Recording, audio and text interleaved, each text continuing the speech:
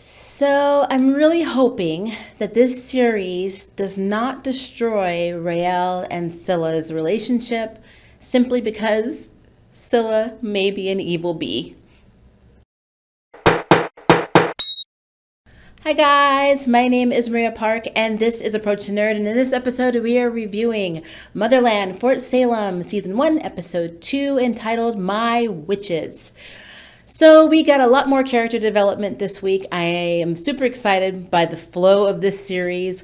I'm actually digging the writing, so pretty good overall.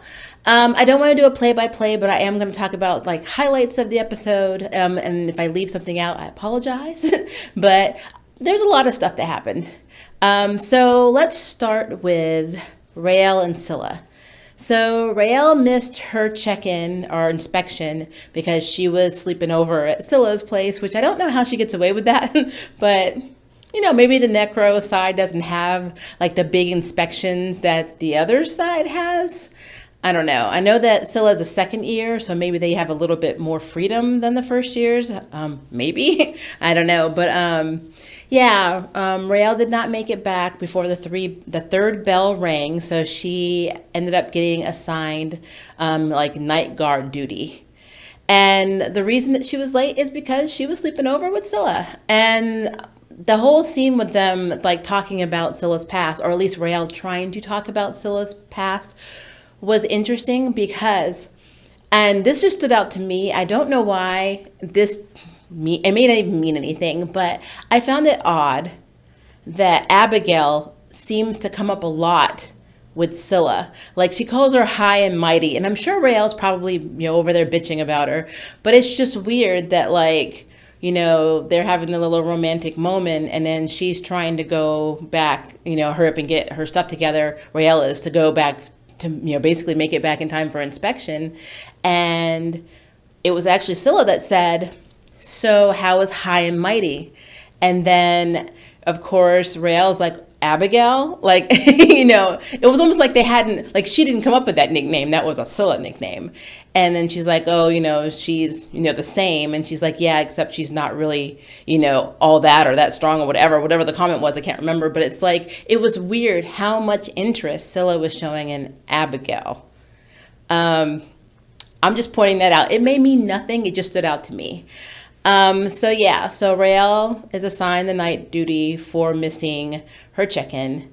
And that evening after training, when she goes, basically she goes and she meets this girl, Lieutenant Helen Graves, who actually is Scylla, who basically is providing a backstory for Scylla, because Scylla didn't talk about her past that morning when Rael was asking her and kind of probing her about her past. She was like very closed off and standoffish in a way. And, Rael kind of got upset about that. And so she starts talking to this random person she's never met before named Lieutenant Helen Graves, who is supposedly a second year student and a necro in War College, but it's actually Scylla shapeshifted into this person to give the backstory or the past information to Rael. And I don't know if it's wrong, like if it's fake, made up, or just to try and get basically get Rael more on the line, because she says that her parents were defectors, or basically they didn't serve, so they basically were killed because they did not join, I guess is what they're saying. I don't know. I'm still trying to get the lay of the land on how all of the politics work in their military. I guess if you choose not to serve, instead of going to jail like you would in our society, especially during a draft, you're killed. I mean, I'm assuming that's what happens. And so, Helen's there to provide all the sad backstory to Rael and to basically keep encouraging her to pursue Scylla, but it's actually Scylla doing it. So it's weird. I'm like, it's really strange. I wonder if I can try that with my spouse. If I can just, if I really want something, I can just like shapeshift into somebody else and be like, Maria really wants that thing. You really should give it to her because you love her and she deserves it. That's just awesome to me. It's just whatever. But something else that we learned from that scene though is there, I guess, 4 classes of witches in the military. There are the blasters that blast people, blast areas with storms. The fixers are like, I guess, the medics, like Rael's mom and probably Rael. The knowers are people that can see things. I don't know if that means psychically, which probably is what that means, but also they probably have like a supernatural intuition. So they always are really strategic. So they're probably the strategists. And then there's the necros who basically can control death. They are able to use death itself. So yeah, 4 classes. So these are the new Hogwarts, houses, guys. Blasters, fixers, knowers, and necros. Okay. It's pretty cool. So yeah, that happened with Scylla. And then another big thing, 2 big major things that have happened in this episode, character-wise, have to do with Tally and Abigail. So Tally, her friend Glory, is also there. I guess they haven't had a chance to run into each other, but they're both from the same town, the all-women, town. And so even her friend Glory is like, oh, Tally, tell me you didn't voluntarily come here. It sucks. I want to go home. I don't have any privacy. I'm going to die, And so she's like venting to Tally, and Tally's giving her a pep talk, which is so cool because like later, Tally's like really confident in her decision to be there and to join the military. But then she talks to her mother who made her a charm for battle, I guess, or for being in basic. And of course her mother goes and says, oh, it's a death trap, it's like she just starts putting on the doubts and it gets into Tally's head. And at the same time, they're trying to win. I guess the top 5 teams are trying to win a spot to go to the pageant day in Salem town, or the pageant of Salem town. So basically it's a reenactment of General Alder's hanging / her liberation, and then I guess later on how she agrees to serve the military to save all the witches. So it's a reenactment, and the top 5 teams get to go to Salem town and see it. And they also get to go off base and have fun for a little while, which a lot of them want to do. And to do this, they have to like come in first, or as the first top 5 ranked teams on this thing called the wind shear. And the wind shear is when they are able to, like, they do this harmonizing thing. They're called seeds. Like, I'm trying to remember like what the actual seed is. Like one's like the seed of discord, and one is like, they're all by numbers. So I want to say it's like seed 26 was the seed of discord. And so basically they have to master it and then blow like as big a hole as they can through like this big slab of metal.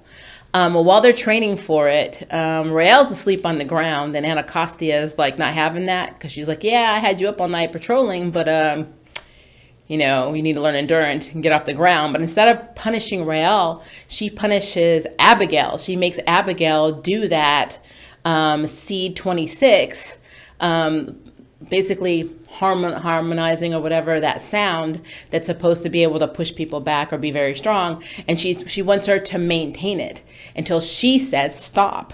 And she does it almost to the point where Abigail's about to pass out on the floor.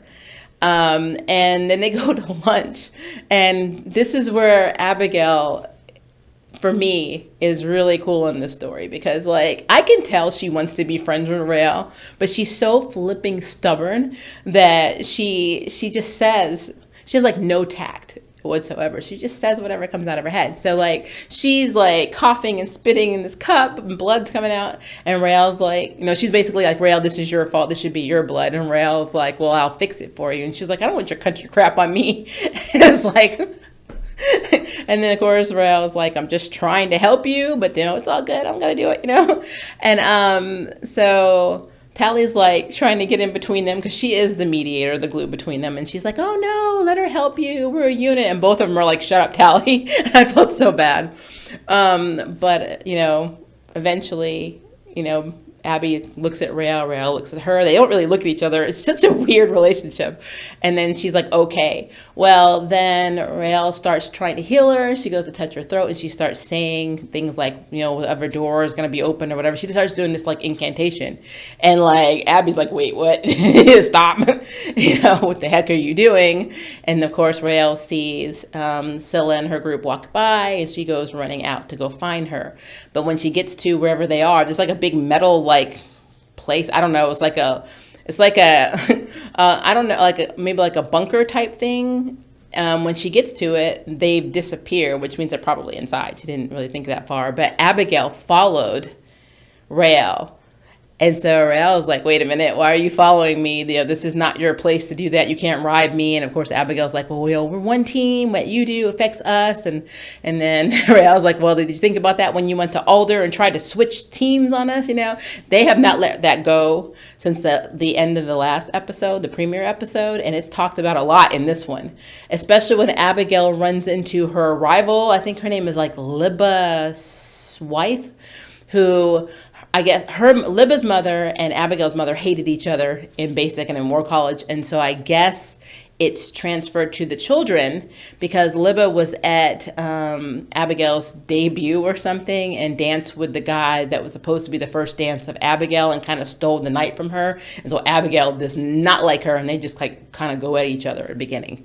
But yeah, so back to the whole thing with Tally. So Tally's in a lot of doubt that she made a bad call because they do this exercise where they're all trying to stab, you know, Anacostia in the eye with these weapons, and she can't bring her Tally cannot bring herself to do it. She can't. Abigail rushes to do it along with Libba, and then she gets the weapon first, and then she goes for it. And of course, the sound that Anacostia makes, which is basically what they're training to do with the metal slab, destroys the weapon and knocks Abigail onto the ground. So it's very powerful. The wind shear is very powerful. So Abigail and you know, Tally are having this banter about their mothers, you know. Tally's like, your mother's very supportive. And Abigail's like, no, she's like pressuring me all the time. You have no idea. And then, you know, Tally's like, my mother just doesn't want me to be here. She doesn't understand. She feels like I'm ruining her life. And maybe I'm not. Maybe I can't do this. And so they're having this moment. And then you have Rael over there. Well, my mom's dead. Shut up. Like, just stop talking. Well, I've learned that when they get at the height of their emotions, whether it be frustration or anger, they are very powerful together. So they were able to, in that moment after they did their little argument, or a mini argument, should I say, they managed to blow a really huge hole into the metal slab, essentially winning the top spot to go to this pageant, which I knew they were going to do that. They're like the main characters. They have to go to this pageant. Like for plot purposes, it has to be them. So they went, and then 4 other teams went. One of the teams being Glory's team, because Glory goes. So they go to the pageant. Abigail skips the pageant because Abigail has seen it a million times and she wanted pizza. So she goes to a pizza place and Rael follows her there. And so they have this little thing where like they both agree to stay out of each other's business, and then they start eating pizza. And they're getting along like amazingly. They're laughing, they're joking. And honestly, in that moment, I felt like Abigail and Rael are probably going to be the 2 best friends of this series because they're both alphas. And the reason they're butting heads is because they're both stubborn as heck. So, and poor Tally, she's like the beta in the middle. So like there's 2 alphas and 1 beta in the med. But yeah, that was a very, very cool moment. And of course, Scylla comes by, and which is another weird thing. Like the first person that she like technically starts looking at is Abigail. And Abigail like says, you know, oh, it's a necro. And she's like, oh, it's high mighty. And she's like, I can't wait for us to meet again. And I'm like, that's some foreboding stuff right there. I don't know what's going on there, but I just have a theory that it's not just Rael. Because I know whoever she's working for, they're interested in Rael, but I don't think it's just Rael. I think they're also interested in Abigail because of Abigail's family. And Abigail, I think, is a blaster. I think that she's going to be, if we're going by like houses, she's the blaster of the group. I think that Raelle is the fixer, and I think that Tally's going to end up being a knower. So you're going to have a blaster, a fixer, and a knower all in one unit, which makes sense. It really does. But so the whole thing with that whole interaction with Scylla and Abigail is just very strange to me. So Scylla and Raelle go off, and she shows her like a death camp, which is like a mushroom that can grow from dead bodies that are freshly dead. And she even puts like this like essence or smoke or whatever in her mouth, which kind of, no. I mean, no. She could have kept that. But she basically says that she's been burned before, and Raelle's like completely gaga. She's like, "You're so beautiful," and they start making out, and she's like, "Take all the time you need." Basically, she's like saying, "You don't have to tell me anything about your past. I'm backing off." And so when she shapeshifted into that Lieutenant Helen Graves, it worked. So unfortunately, Raelle is very, very smitten with her, and I love their chemistry, but there's just a lot going on. At the end of the episode, we see that it is now Scylla, instead of the redhead she was shifted into, looking into the mirror, and instead of her seeing her own reflection, the balloon is actually who she's talking to. She's talking to this balloon because she says, "When are we going to be extracted? I'm getting impatient." And the balloon told her to come closer, and she does, and it slams itself against the mirror glass, and she like kind of jumps. So we were assuming, or at least I was, that she was seeing herself as this balloon, but no, that's how she communicates to whoever she's working for, in the spree. Now, General Adler, I am slowly still convinced that she is the founder of the spree, because when she's speaking with the president comes to visit to talk about a latest attack that happened. And somewhere in the conversation, the president, who refers to herself as Kelly, is basically threatening her, saying, "You work for the American people, and you need to remember that, or you will be reminded of that." And when she said that and Alder turned around, all of her older like entourage, I don't know what their ranks are, but like they're like on her. They're like around the president. And I'm like, okay, that's just how responsive they were. It was almost like, bring it on, B. And like, this is the president of the United States. So that's a problem. And Alder talking to Anacostia, who we learned was a fosterling. And fosterlings are children that basically their parents have died in combat, and I guess they have no other family, so they're orphans, basically. And apparently that's what Anacostia was. And Alder basically, I guess, took her under her wing, and they're talking, and Alder was talking to Anacostia about the president only saying all this stuff and wanting to have, all these results because she wants to be reelected, and how she's talking about getting, conventional forces instead of witches, and like threatening it if they don't make any headway with the spree. And for me, that just is so weird. Like, I don't know what it is, but it seems so shady to me. I feel like Alder is the founder of the spree, and I think that Anacostia is either in on it or knows about it. If she does not know about it, she is purposely not letting herself know about it because she's close to Alder and doesn't want to think all these bad things. But I don't know, I just feel in my soul that Alder is in on it. I just do. As a matter of fact, she could be communicating through the balloon to, Scylla, because I want to believe that Scylla could not enter this camp without Alder or somebody knowing it, since they know everything, apparently. So, yeah, I think Alder is big time in it. And on a sad note, we meet this not general, she's a higher ranking officer or major, I don't know what she is. But she comes down to the mess hall when Tally and Glory are there, and she's going to get coffee, and she tells Tally that Tally reminds her of her daughter. And whenever somebody says that, you're getting like a foreboding thing. Maybe the daughter's dead or is serving or whatever. Well, unfortunately, her daughter went on a mission, and in Alder's office, they were looking at this like map, and Alder blew on it, and then they could see it live, like they were watching a live stream. And the woman's daughter and her unit all get killed by probably the spree, like it was a setup. And that is so sad to me. And like that woman's like, we need to be taking more aggressive action because what we're doing is not working. And that's another reason why I think that Alder is in on it, because Alder has been alive for forever, hundreds and hundreds of years. She should know these little cells, the little terrorist cells, she should know at this point in time how to strategically find these people. But if you are hardly doing anything or hardly trying, like you're trying, but you're making it seem like you're trying, but you're actually in on it and you're the head of it, of course you're going to cover your tracks. So like, I just really think there's a lot going on. I think the actual liberation and how witches being enslaved and that whole motif, the whole message is actually from Alder.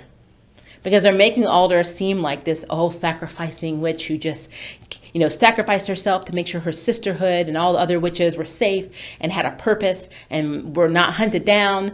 When her sister, they mentioned, died in front of her. That's not something you get over. That's not something you forget. You don't get in bed with the enemy forever, especially when they killed your family. So I think Alder's in on it. I do. But yeah. Very, very good episode. I'm super like I guess the things for me that really stood out, the things that were making this episode for me was Tally's journey to basically discovering if she's where she needs to be. And there's a really cute scene in the pizza place when she meets up with Rael and Abigail, and of course Glory is with her, and they think there's an attack. Some teenager brought a balloon, and it let it up, and everyone thinks, oh, the spree is here. Well, this one guy's like, he's a typical, it's all your fault, you're the witches, and blah, blah, blah, and he starts pushing her, and she's like, don't touch me, sir. And then she basically wind shears him across the pizza place. And Abigail sticks up for her, which I thought was awesome, with Anacostia. I don't know what went down there, but she got her out of trouble, which made them bond more.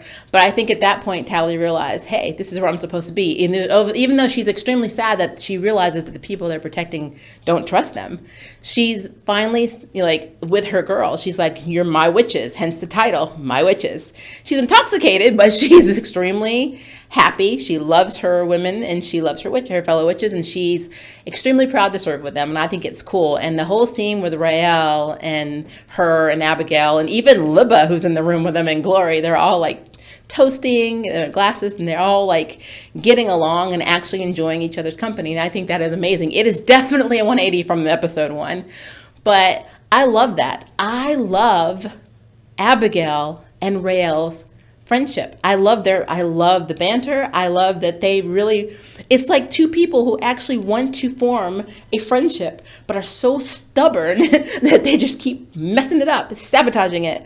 And when they went to get pizza and it was just the two of them, it was great. I mean, they look like best friends. So it's interesting. It really is. It's interesting. And a side note to that, or add on to that, in the beginning, when Scylla was talking about Abigail and how, she's still, high and mighty, blah, blah, blah, Rael does not say, oh, she's a bee, oh, she's that. She's like, oh, well, it's her family. She made an excuse for it. And I'm like, oh, okay, they're coming around. So I thought that was very cool. I also love the fact that we got to see more of the history. We got to know that I'm calling it houses, but the different groups, of the military. And there might be more. There actually might be more. But those 4, the blasters, fixers, the knowers, and the necros, that's actually very cool. We have, I guess, canon groups now that are separated. And it makes you wonder who knows who's a blaster? How do you know you're a blaster? How do you know you're a knower? I mean, you know you're a necro. You talk to the dead, or you communicate with the dead, or whatever. You work with the dead. But how do you know if you're a fixer, a knower, or a blaster? That's going to be interesting. I really hope they touch on that. But yeah, I generally just love this episode. It was very good. I don't have many negative things to say. I thought they did a really good job. But that is my opinion. I would love to know what you guys think, so please leave me a comment below and let me know. And if you would like to sign up for jury duty, hit the subscribe button. If you'd like to know who's next on the nerd ballot, hit the notification bell. Until next time, I can't wait for you to approach the nerd. Bye, guys. Thank you for watching my video. I really appreciate it, but hey, the party doesn't have to stop now. Click on one of these videos and keep it going.